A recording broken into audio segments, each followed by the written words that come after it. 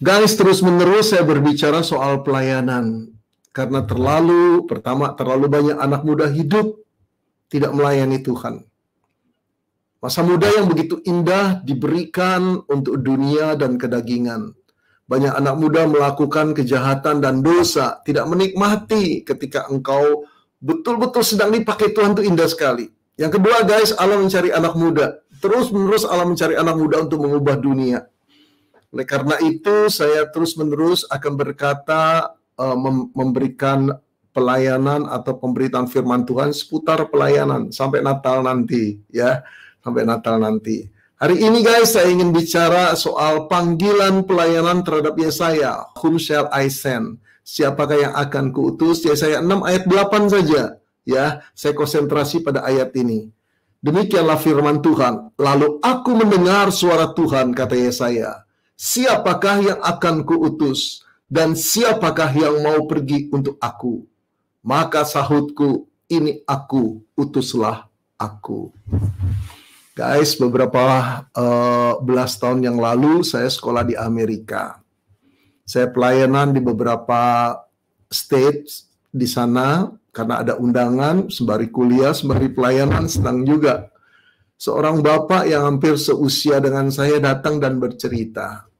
Dia berkata dia dibesarkan di Jakarta. Pada waktu remaja dia aktif melayani Tuhan di gerejanya, sampai pemuda juga. Dia pernah di dalam satu kebaktian menyerahkan diri untuk menjadi hamba Tuhan.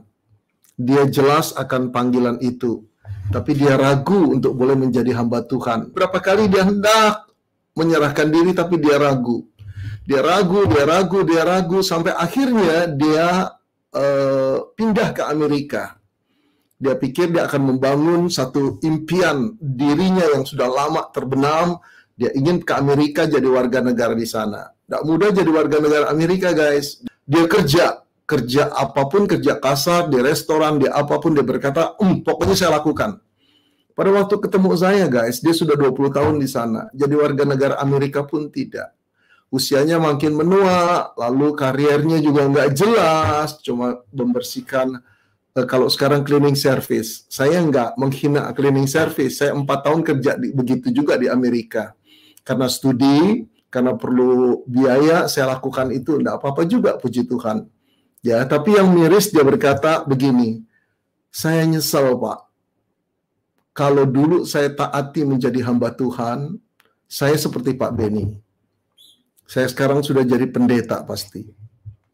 Saya terharu juga dengar cerita seperti itu. Lalu saya berkata kepada dia, jadi Bapak sekarang pelayanan di mana? Saat itu di sebuah retreat. Saya pelayanan di sebuah retreat gereja Indonesia. Lalu dia bilang, saya nggak pelayanan apa-apa, Pak. Kerjaan saya begitu sibuk dari pagi sampai malam. Tiap hari, dari minggu ke minggu, cuma begitu saja. Saya berkata sama dia, Pak, kalaupun Bapak tidak jadi hamba Tuhan, tetaplah melayani Tuhan. Itulah panggilan orang Kristen. Saudara-saudara, sepulang dari sana, saya berpikir begini, berapa banyak orang yang salah mengerti tentang panggilan pelayanan itu. Kalau Allah memanggil kita, dalam pandangan banyak orang, itu berarti jadi pendeta. Menyerahkan diri jadi penginjil, atau jadi missionary. Sebetulnya tidak selalu harus begitu, saudara. Panggilan Allah itu ada dua macam dalam pandangan saya. Yang pertama disebut panggilan umum atau general calling. General calling ini adalah panggilan untuk setiap orang yang pernah ditebus oleh darah Kristus, yang pernah bertobat, yang pernah diciptakan baru. Pada anak-anak Tuhan ada general calling. Hidup kita, general calling itu artinya hidup kita untuk kemuliaan Tuhan. Itulah panggilan umum hidup kita. Apapun profesi kita. Entah kita jadi businessman, entah kita jadi dosen, entah kita jadi teacher, jadi dokter, jadi desainer, jadi politician, bahkan artis sekalipun, atau atlet. Semua itu harus dilakukan bukan cuma sekedar untuk menghidupi kita atau membanggakan diri kita, tapi punya satu motif lebih tinggi. Aku jadi artis untuk memuliakan Tuhan. Aku jadi dokter untuk memuliakan Tuhan. Aku jadi pembisnis untuk memuliakan Tuhan. Bahkan aku pun jadi aktivis gereja untuk memuliakan Tuhan. Itu panggilan umum. Nah, tapi di dalam panggilan umum ada yang disebut panggilan khusus, guys. Panggilan khusus ini memang sangat-sangat khusus untuk beberapa orang. Begitu spesifiknya, yaitu panggilan untuk menjadi hamba Tuhan. Ada orang yang dipanggil dengan panggilan umum, ada orang yang dipanggil dalam panggilan khusus. Artinya orang-orang itu dipisahkan oleh Tuhan dari karier mereka yang umum. Menjadi begitu spesifiknya, seperti orang Lewi, guys. Dari 12 suku Israel, orang Lewi dikhususkan oleh Tuhan untuk apa? Tidak bekerja secara profesional umum, seperti 11 suku lainnya, bercocok tanam atau beternak, enggak. Mereka dikhususkan untuk berkonsentrasi memelihara kerohanian orang-orang Israel. Nah, yang 11 suku itu memberi kehidupan buat mereka. Ada persembahan yang diatur oleh Tuhan, termasuk 1/10. Dulu suku Lewi hidup secara itu. Nah guys, sekarang pun ada special calling. Orang-orang ini dipanggil oleh Tuhan hidup bagi kemuliaan Tuhan dalam skop yang lebih sempit menjadi hamba Tuhan. Entah itu missionary, entah itu pendeta, gembala, entah itu penginjil, entah itu orang-orang khusus yang betul-betul tidak bekerja di bidang lain, tetapi sepenuh waktunya diserahkan dan juga hatinya diserahkan untuk melayani Tuhan. Merekalah yang menjaga kerohanian jemaat Tuhan. Orang-orang seperti saya nih guys, termasuk orang yang punya special calling. Walaupun saya tidak mengembalakan sebuah gereja, saya hanya jadi dosen selama sekian puluh tahun, sekarang sudah berhenti jadi dosen, emeritasi namanya ya, sudah terlalu lama. Saya kemudian mengembala, tapi mengembalanya dari jarak jauh saja guys, saya nggak punya jemaat secara resmi, enggak. Saya bahkan jadi jemaat di sebuah gereja.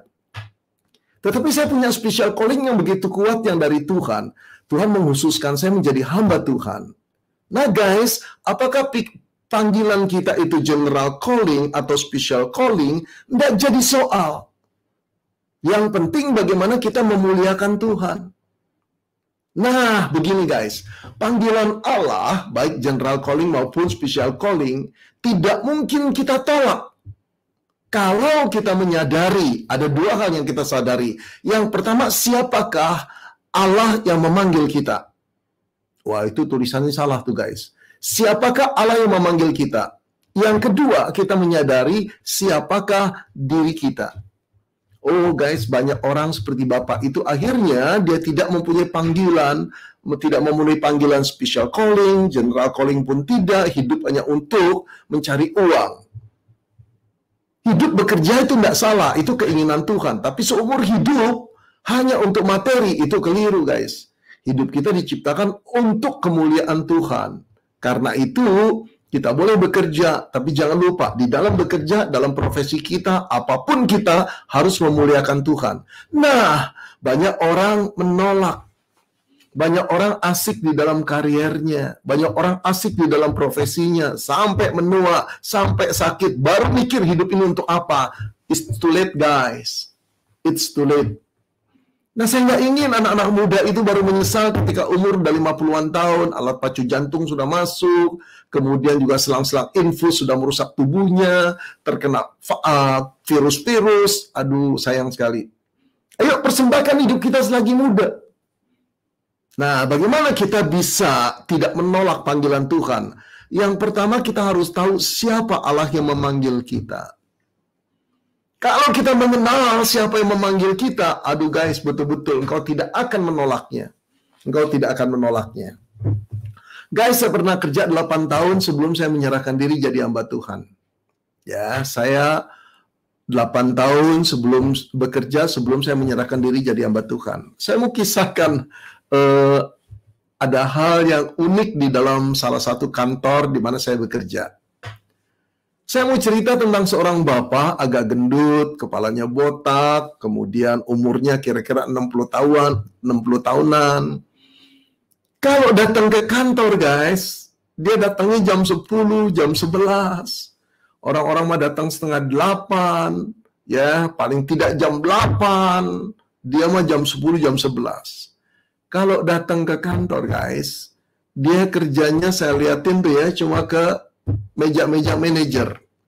Ngobrol di sana sebentar, pindah lagi ke manajer lain, ngobrol sebentar. Sebetulnya apa sih yang diobrolin? Dia minta banyak laporan guys. Tolong dong beri saya laporan ini, tolong dong saya beri laporan ini. Enak aja itu orang. Tapi yang ajaib, manajer-manajer yang kerjanya dari pagi sampai malam, nggak pernah berani nolak guys. Apapun yang diminta dikasih. Saya waktu baru masuk heran, ini siapa orang ini? Kenapa orang nggak berani?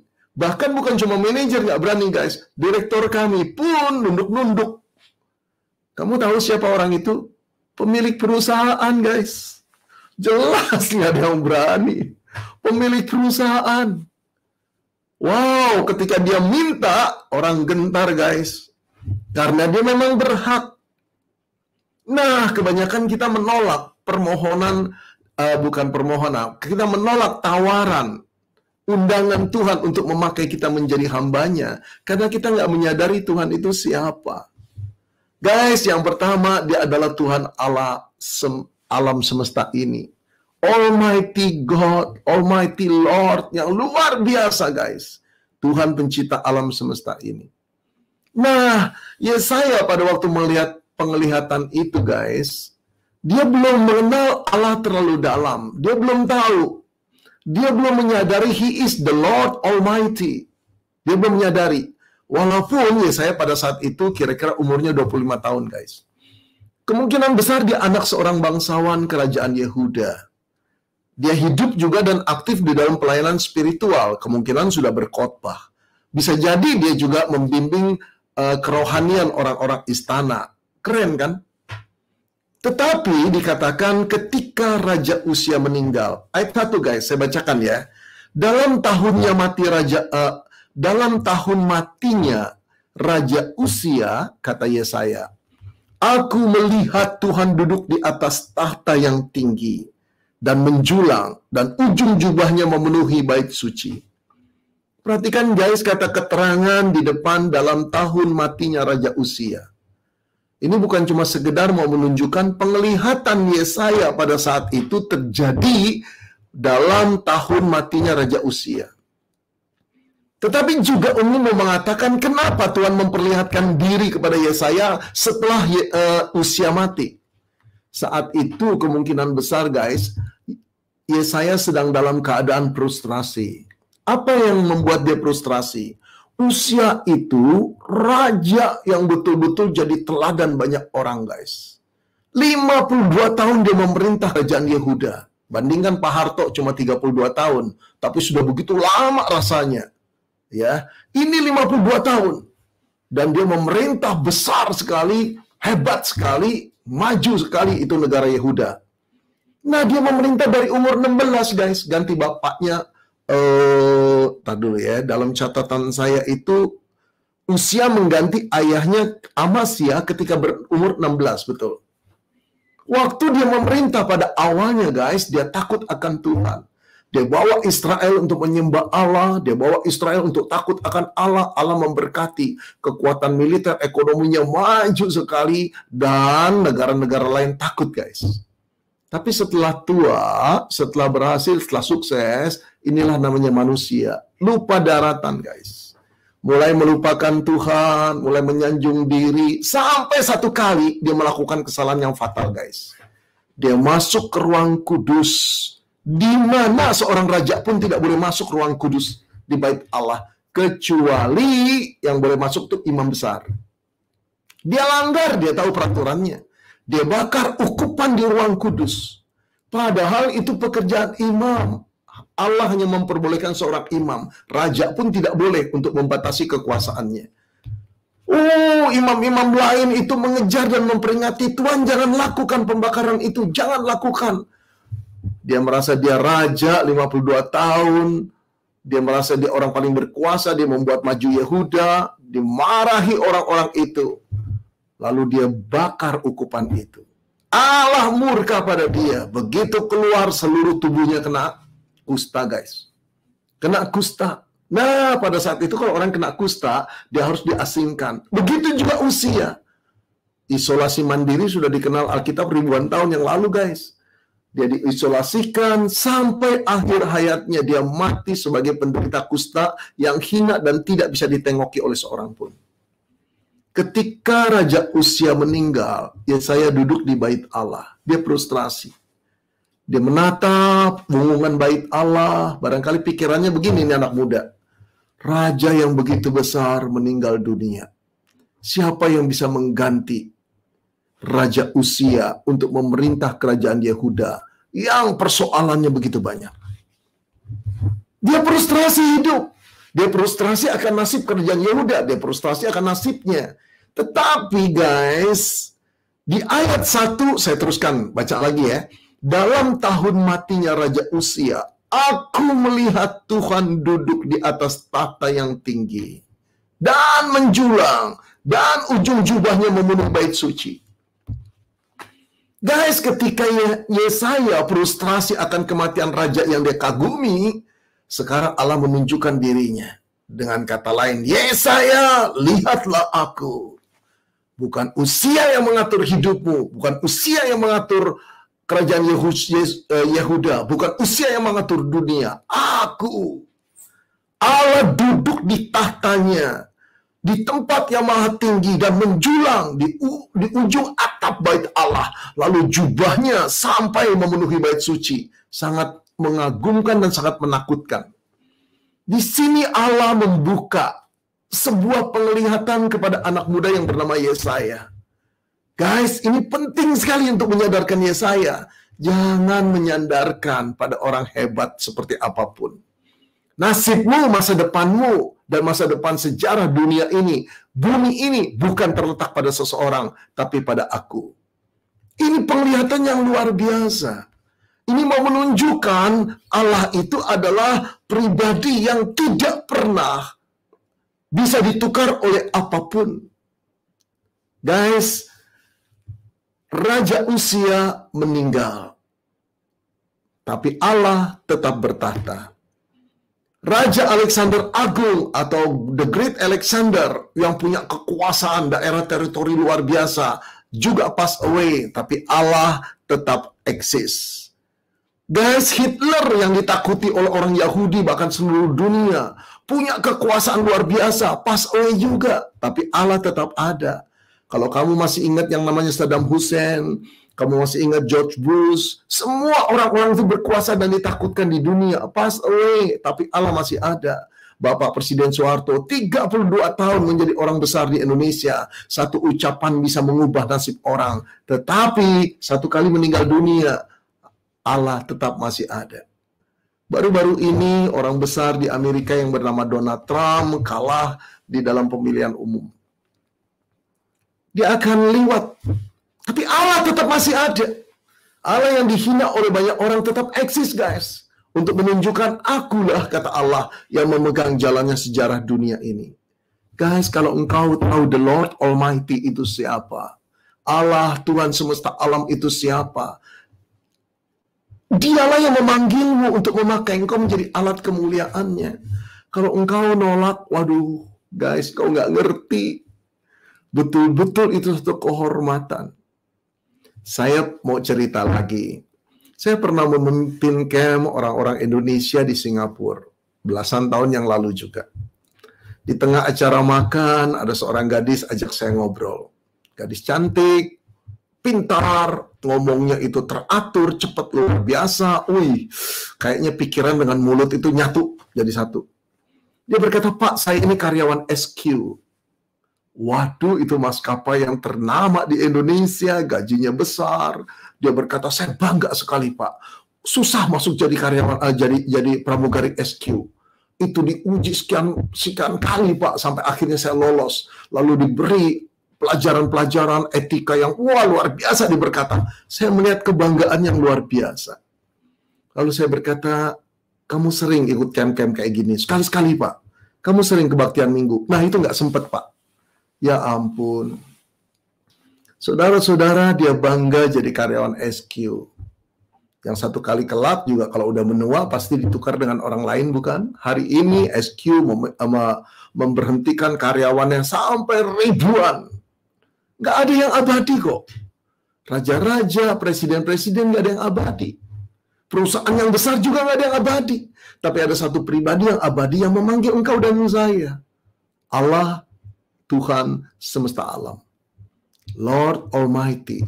Kalau engkau mengerti kita orang kecil yang tidak berharga, kita orang kecil yang posisi apapun kita rasanya sulit sekali memiliki, sekarang ditawarkan oleh Tuhan untuk menjadi karyawannya, dutanya, wow, hambanya, wow. Guys, pikir itu. Yang kedua, siapa sih Tuhan yang memanggil kita itu? Tuhan yang memanggil kita itu adalah Tuhan yang kudus. He is holy. Tuhan yang kudus. Saya lanjutkan lagi, guys. Yesaya dibukakan penglihatan oleh Allah supaya dia mengerti bahwa Allah itu He is the Lord Almighty. Yang kedua, He is holy. Lalu dia berkata begini, aku melihat Tuhan duduk di atas tahta yang tinggi dan menjulang, dan ujung jubahnya memenuhi bait suci. Baris pertama, ayat pertama. Yang kedua, para serafim berdiri di sebelah atasnya. Masing-masing mempunyai 6 sayap. 2 sayap dipakai untuk menutupi muka mereka, dan 2 sayap dipakai untuk menutupi kaki mereka, dan 2 sayap dipakai untuk menutupi 2 sayap dipakai untuk terbang, melayang-layang, dan mereka berseru seorang kepada seorang, kudus, kudus, kuduslah Tuhan semesta alam, seluruh bumi penuh kemuliaannya. Allah sengaja membuka sedikit penglihatan untuk Yesaya, guys. Dia kaget sekali ketika melihat banyak serafim berterbangan memenuhi bait suci. Serafim itu makhluk malaikat, guys, yang punya bersayap 6. Digambarkan secara spektakuler sekali. Masing-masing serafim itu punya sayap 6, 2 dipakai untuk terbang melayang-layang. Wow, kamu bisa bayangkan kalau serafim itu bukan cuma berwarna putih, tapi kekuning-kuningan kemilau sekali, atau putihnya sinar matahari. Begitu banyak serafim. Jadi bait suci yang tidak ada lampu pun terang benderang terang siang. Lalu 2 sayap mereka dipakai untuk menutup kaki. Seolah-olah kaki mereka itu kotor. Lalu 2 sayap lagi dipakai untuk apa? Luar biasa sekali. Untuk dipakai menutupi muka mereka. Kenapa mereka menutupi muka mereka? Karena mereka sedang berhadapan dengan the Holy One. Allah yang kudus itu sampai mereka berteriak, kudus, kudus, kuduslah Tuhan semesta alam. Guys, tahu gak kamu? Serafim, malaikat itu dalam bahasa Inggrisnya disebut the burning ones. Makhluk yang bernyala-nyala, the burning ones. Sekarang the burning ones itu, makhluk yang menyala-nyala itu, kalau dia menampakkan diri pada orang Yahudi, Alkitab seringkali melihatkan respon orang Yahudi itu takut setengah mati. Silau mata mereka. Kalau udah silau mata mereka, mereka tahu bahwa Allah sedang menunjukkan malaikatnya kepada mereka. Matilah mereka. Karena mereka selalu merasa orang berdosa.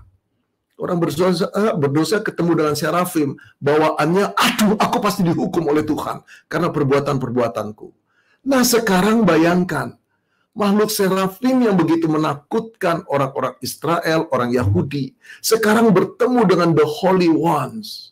Sang Maha Kudus Allah itu, mereka malah menutup mata mereka dan berteriak, kudus, kudus, kuduslah Tuhan. Apa dampak penglihatan ini, guys? Kepada Yesaya anak muda itu. Kalau serafim saja gentar akan kekudusan Tuhan. Serafim yang tidak pernah jatuh dalam dosa takut melihat kekudusan Tuhan yang tidak tertandingi. Apalagi dia. Seorang anak muda yang tinggal di istana, yang walaupun kehidupannya berada dalam lingkup spiritual, tapi dia tahu dia bukan orang kudus. Gentar sekali, luar biasa. Aduh guys, ini menimbulkan efek yang dahsyat sekali sama Yesaya. Hatinya bergetar di sana.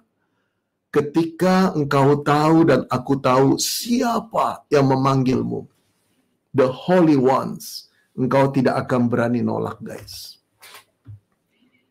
Yang pertama begini logikanya. Kalau the holy ones mau dekati diri kita yang tidak layak ini, bagaimana mungkin kita menolak? Ditatap saja, seharusnya kematian yang datang. Ini menatap kita dan memanggil kita untuk menjadi pelayannya. Wow, satu kehormatan. Guys, di dalam Alkitab ada seorang pemungut cukai namanya Lewi. Pemungut cukai itu kerjaan yang paling dibenci. Itu lebih kotor atau sekotor wanita tunasusila atau PSK. Orang-orang Yahudi menganggap sampah itu. Kenapa? Mereka benci sekali. Kenapa benci sih? Orang pemungut cukai itu orang Yahudi yang punya kontrak sama penjajah Romawi. Setelah bayar sekian uang, sejumlah uang, lalu menarik pajak semau-maunya yang diperas rakyat. Dia dilindungi oleh undang-undang. Waduh, itu benar-benar pagar makan tanaman. Luar biasa bencinya, bukan? Oleh karena itu, Matius itu atau si Lewi itu benar-benar dimusuhi oleh banyak orang. Tetapi ketika Tuhan Yesus satu kali ke kantor dia, mungkin dia sedang ngitung uangnya tiap hari, ditatapnya Lewi, orang yang kotor.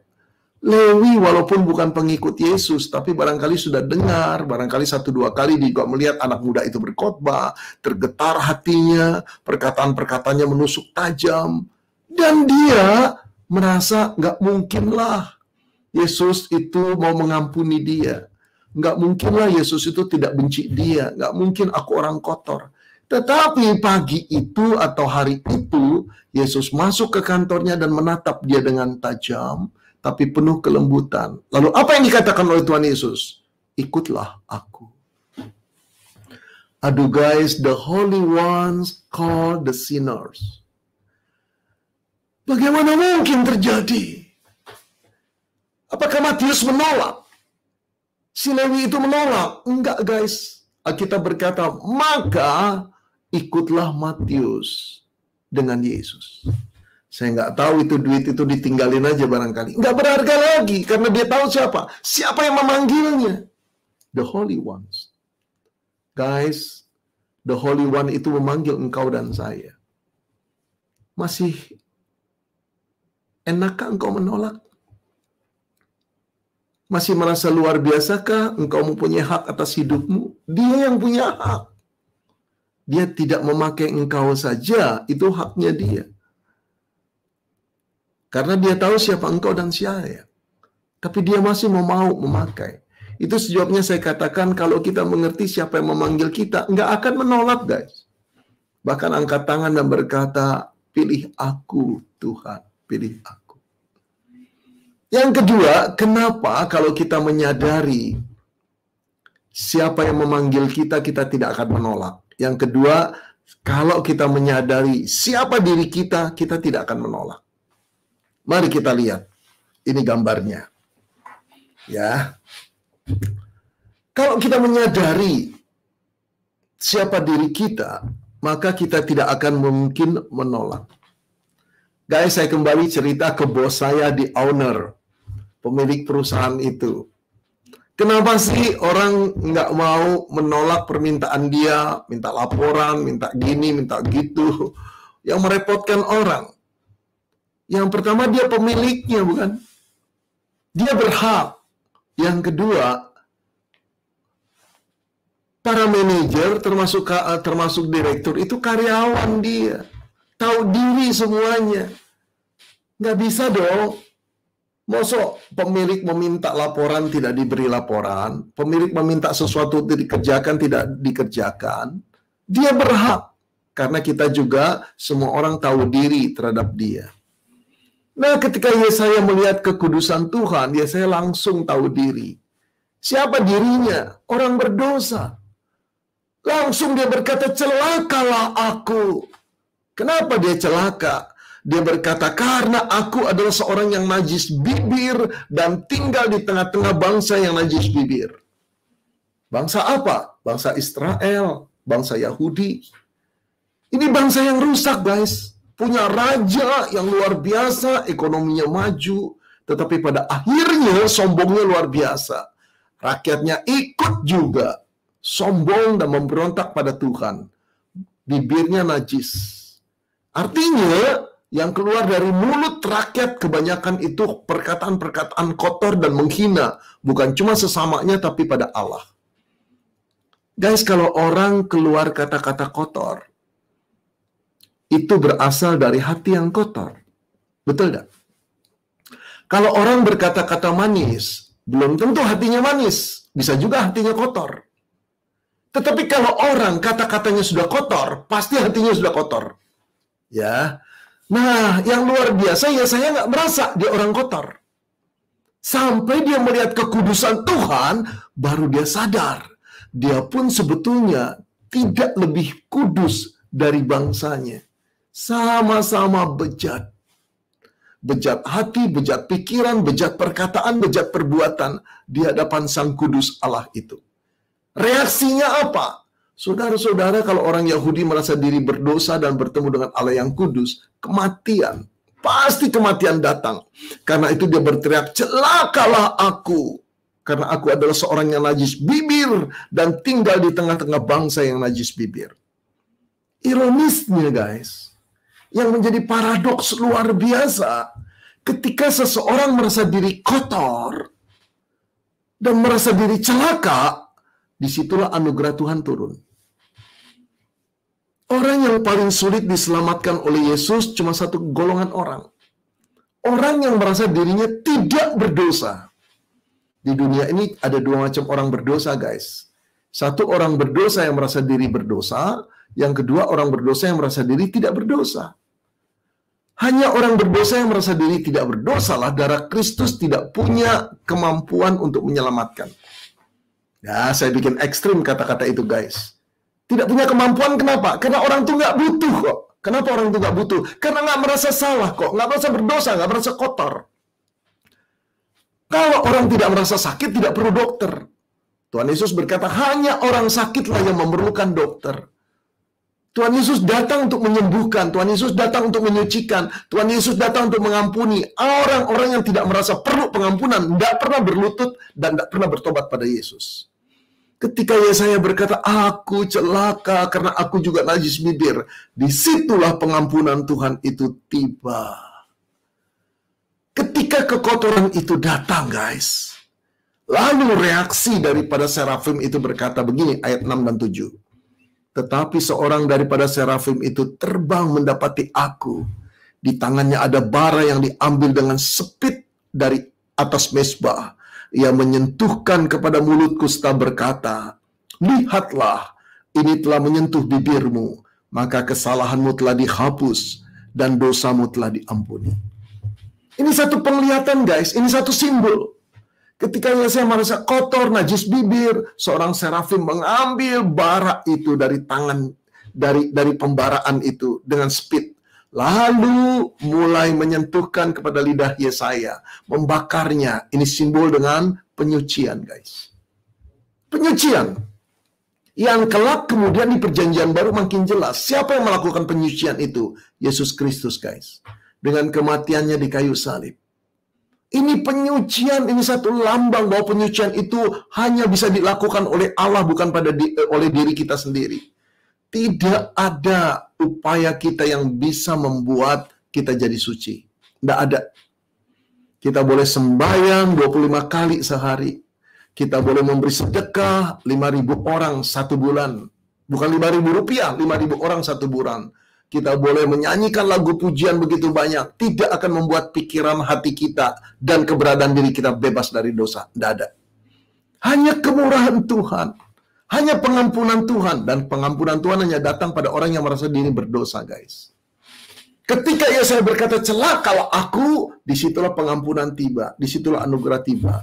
Aduh guys, inilah yang Tuhan harapkan dari engkau dan aku.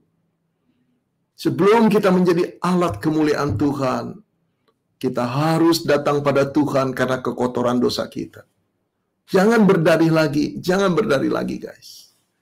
Oh, kita tahu siapa kita. We are sinner. We are sinner. Tetapi begitu kita tahu kita ini kotor, kita ini tidak layak, disitulah Allah merubah kita, sehingga kita adalah sinner yang mendapat anugerah pengampunan Tuhan. Anugerah itu kasih karunia. Kasih karunia itu artinya pemberian dari makhluk yang tertinggi kepada orang bejat sebejat-bejatnya. Dan apa yang diberikan itu nggak pantas diterima. Tapi diberikan dengan cuma-cuma. Guys, kamu bayangkan tidak? Kalau ada seorang wanita tua pekerjaannya PSK. Badannya sudah sakit-sakitan. Kulitnya hitam, memburuk, dan dandanannya terlalu tebal. Tiap kali dia berdiri di pinggir jalan, menunggu laki-laki yang menawarnya.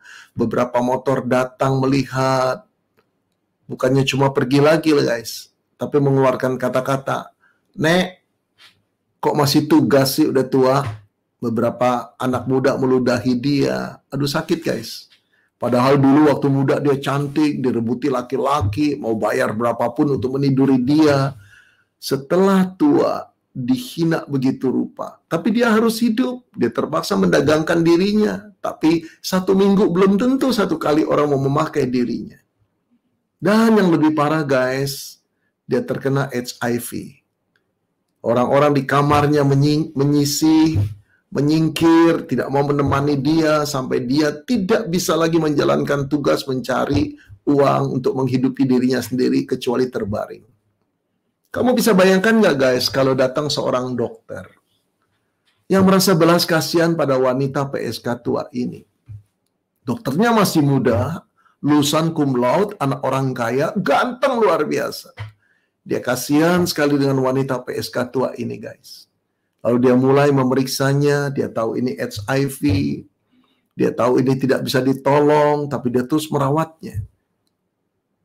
Bukan cuma sehari, 2 hari guys, 2 bulan, 3 bulan, dia terus masih setia. 1 tahun berlalu, tiap kali dokter ini berkata, "Aku mencintaimu." PSK tua itu merasa laki-laki samalah tukang tipu. Mana ada dokter ganteng seperti ini, pinter, anak orang kaya, mencintai perempuan seperti dia. Dia dagangkan dirinya saja diludahi oleh anak-anak muda. Tapi anak muda ini, dokter muda ini benar-benar cinta guys. Dia punya cinta yang tulus. Dia malah berkata berkali-kali, "Aku ingin menikahimu. Aku ingin engkau menjadi pasangan hidupku. Percayalah, percayalah, aku mencintaimu." Guys, kira-kira ada gak sih cerita kayak gitu? Jawabnya enggak ada. Kenapa? Itu cerita karangan saya, guys. Terlalu fantastis. Betul enggak? Nggak mungkin terjadi. It's impossible. Tapi tahu gak kamu? Yang namanya pengampunan Tuhan kepada kita. Yang namanya kasih karunia, kemurahan Tuhan menebus kita. Itu sama seperti itu, guys. Nggak mungkin. Terlalu fantastis. Kitalah pelacur tua itu. Yang sombong pada waktu muda. Yang melakukan banyak kejahatan dan pesta pora dengan kesenangan menantang Allah.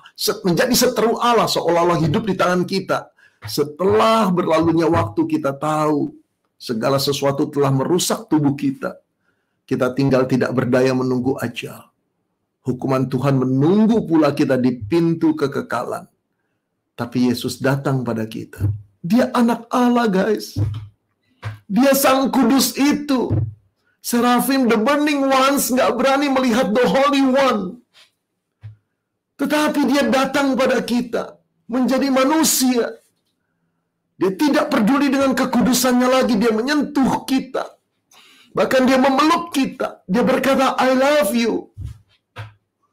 Kenapa kita dicintai? Apakah ada sesuatu yang menarik dalam diri kita? Tidak ada, kecuali dosa yang bertumpuk-tumpuk dan menjijikkan dan membaui. Tetapi dia mau mengambil seluruh tanggung jawab dosa itu, dipikulnya, diterimanya, di atas kematian dirinya di kayu salib 2000 tahun yang lalu, guys. Engkau dan saya belum lahir, tetapi seluruh perbuatan dosamu dan dosaku sudah ditanggungnya. Itu namanya prepaid. Dibayar lunas sebelum dilakukan. Adakah cinta yang seperti itu, guys? Dan Allah yang the Holy One itu bukan cuma menebusmu, bukan cuma memelukmu. Dia berbisik di telinga kita, maukah engkau jadi sahabatku? Dia berbisik lagi, maukah engkau jadi dutaku? Dia berbisik lagi, maukah engkau jadi rekan kerjaku? Aduh, itu satu kehormatan, guys. Saya dipanggil Tuhan umur 30, guys. Umur 28 saya bergumul luar biasa. Saya rasa saya nggak rela untuk jadi pendeta, sekolah Alkitab. Waduh, nggak inginlah. Tetapi setelah saya menyerah usia 30, baru saya masuk sekolah Alkitab. Kadang-kadang saya merasa begini, bodoh saya, kenapa usia 30 baru masuk STT? Harusnya usia 18, usia 19, masih seger-segernya. Usia pelayanan juga jadi tambah panjang. Saya lebih pinter daripada masuk usia 30, otaknya udah mulai berkarat. Guys, tapi saya pikir lagi, kenapa saya usia 30, Tuhan masih mau memakai saya? Ada anak-anak yang lulusan SMU usia 18 tahun, 19 tahun, yang lulusan universitas 22 tahun, 23 tahun, lebih cemerlang kok. Kenapa aku usia 30? Tiba-tiba aku berpikir, wow, Tuhan, aku dapat rezeki yang besar sekali. Seharusnya engkau memilih angkatan kerja yang muda, yang lebih canggih, yang lebih baik, yang lebih kudus daripada aku. Kenapa aku yang dipilih? Saya ingin menangis, guys. Kok aku yang dipilih? Ini satu kehormatan, guys. Dipakai Tuhan satu kehormatan. Kalau engkau belum bisa melihat siapa Allahmu dan dirimu, engkau pasti nolak. Tapi kalau engkau menyadari siapa Allah yang memanggilmu, Allah yang kudus, Allah pencipta, Allah the Lord Almighty, Tuhan alam semesta, dan siapa dirimu dan diriku, we are sinners. Kita adalah orang-orang yang bejat, yang harusnya binasa, tetapi mendapat pengampunan Tuhan. Kita nggak jauh daripada PSK tua yang kena HIV itu dan tanpa harapan, tapi dicintai dan dicintai oleh orang yang begitu luar biasa. Masihkah engkau berkata, utus yang lain Tuhan? Makanya ya saya tidak menolak seperti Musa. Dia langsung berkata, here I am Lord, send me. Here I am Lord, send me. Saudara-saudara, ada panggilan umum, ada panggilan khusus. Di dalam panggilan apapun, profesi apapun, muliakan Tuhan. Tapi kalau Allah memanggil engkau menjadi hamba Tuhan secara khusus, jangan tolak. Engkau akan melihat kemuliaan Tuhan hadir dalam hidupmu. Engkau akan melihat bagaimana tangannya membentuk engkau dan memakai engkau. Engkau akan melihat orang berdosa datang kepada Yesus melalui pelayananmu. Pelayanan kasihmu, pelayanan konselingmu, pelayanan khotbahmu. Engkau akan melihat bagaimana keluarga retak akhirnya melalui dirimu disatukan kembali. Kuasa Allah memakai engkau. Engkau akan melihat orang-orang yang seharusnya masuk ke neraka, tetapi Allah memberikannya kepadamu. Dan engkau mengembalakan mereka dan membawanya kepada Kristus. Engkau akan melihat bagaimana setelah nanti kelak, ketika engkau meninggal dunia, ada begitu banyak orang menangis dan merasa kehilanganmu. Bukan karena engkau orang besar dan begitu kayanya, karena mereka tersentuh oleh kasih yang engkau berikan kepada mereka, kasih Kristus. Guys, hidup ini sangat bermakna ketika engkau hidup bagi kemuliaannya. Mau gak malam ini engkau berkata, here I am Lord, use me. Gunakan aku Tuhan, seumur hidup. Gunakan aku. Mari kita berdoa.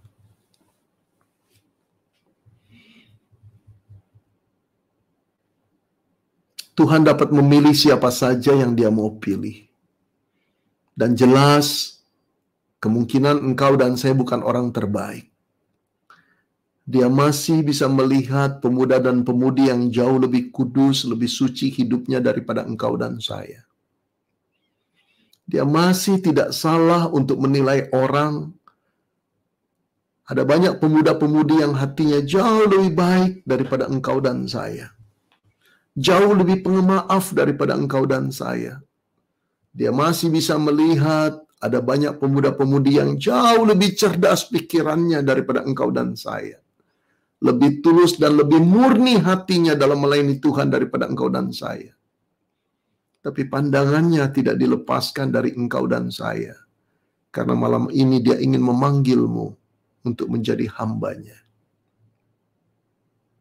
Guys, maukah engkau berkata kepada Tuhan, pakai aku Tuhan. Di bidang apapun engkau meletakkan aku, menempatkan aku. Aku berkomitmen untuk menjadi hamba-Mu, memuliakan Tuhan. Katakan guys, inilah panggilan umum yang ditujukan kepada dirimu. Allah menanti pembisnis-pembisnis yang menyerahkan diri bagi Tuhan. Allah menanti dokter, Allah menanti teacher, Allah menanti profesor, Allah menanti dosen-dosen, Allah menanti politician yang menyerahkan diri untuk kemuliaan Tuhan. Negara semakin sulit, ekonomi semakin kacau, para politisi mempermainkan nama dan agama. Allah menanti anak-anak muda yang menyerahkan diri untuk kemuliaan Tuhan. Menjadi para politician yang sungguh-sungguh membawa untuk memperlihatkan bagaimana moralitas yang benar di tengah-tengah politik yang kotor. Guys, kalau engkau dipakai Tuhan menjadi artis, menjadi seniman, menjadi atlet, menjadi apapun, maukah engkau berkata, Tuhan pakai aku ingin memuliakan-Mu. Saya percaya malam ini mata Tuhan tertuju pada beberapa anak muda. Karena Dia mempunyai panggilan yang khusus pada beberapa anak muda itu. Mungkin engkau guys, sudah lama engkau ditunggu. Ketika dunia rohani Amerika lesu, seorang pemuda masih asik main basket. Sementara papa ibunya mengadakan biston di rumah, bersama dengan teman-temannya berdoa agar ada seorang anak muda dibangkitkan Tuhan untuk membangunkan kerohanian Amerika. Anak muda itu pulang dan cuek saja. Tapi tahukah engkau guys, anak muda itulah yang dipilih Tuhan, namanya Billy Graham. Hampir 70 tahun dia menggetarkan kerohanian orang-orang Amerika. Jutaan orang datang pada Kristus mendengar khotbahnya. Dia menjadi penginjil terbesar, orang yang murni di hadapan Tuhan, orang yang tidak sombong, orang yang sederhana, dan selalu mengabarkan Injil. Saya percaya malam hari ini mata Tuhan jatuh pada beberapa di antara kita. Dia mencarimu guys. Adakah orang yang malam hari ini berkata, Tuhan, aku mau jadi hamba-Mu sepenuh waktu. Aku tidak ingin berkarier lain. Aku ingin masuk sekolah tinggi teologi. Aku ingin masuk seminari. Aku ingin belajar teologi dengan baik dan pakai aku untuk menjadi alat kemuliaan-Mu. Serahkan hidupmu guys malam hari ini. Katakan, ini aku Tuhan. Utus aku.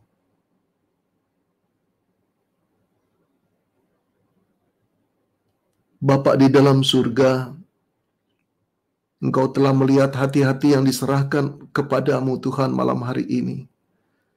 Karena melalui firman-Mu mereka mengenal siapa Engkau. Tuhan alam semesta. Tuhan yang kudus dan suci. Menguasai sejarah dunia. Dan kami menyadari juga Tuhan siapakah diri kami. Orang berdosa yang layak untuk mati. Tetapi karena pengorbanan anak-Mu yang tunggal kami diampuni.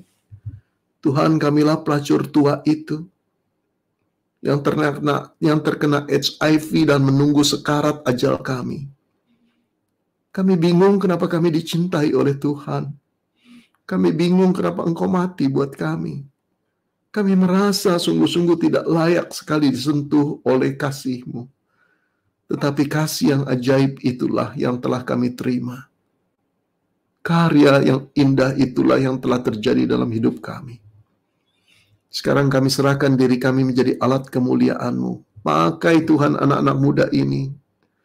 Pakai mereka menjadi alat kemuliaan-Mu. Ingatkan mereka bahwa mereka adalah hamba Tuhan yang telah dipersembahkan. Menjadi persembahan yang hidup, yang kudus dan berkenan kepada Tuhan. Bakar mereka dengan api suci-Mu. Jauhkan mereka dari dosa-dosa anak-anak muda. Berikan mereka kekudusan. Berikan mereka tuntutan untuk boleh hidup dekat dengan Tuhan. Rendahkan hati mereka, Tuhan. Dan kelak pakai mereka setelah mereka lulus dari seminari STT untuk menjadi hamba Tuhan yang menggetarkan Indonesia ini. Membangunkan gereja-gereja di Indonesia bahkan di dunia ini. Terima kasih Bapak, terpujilah namamu.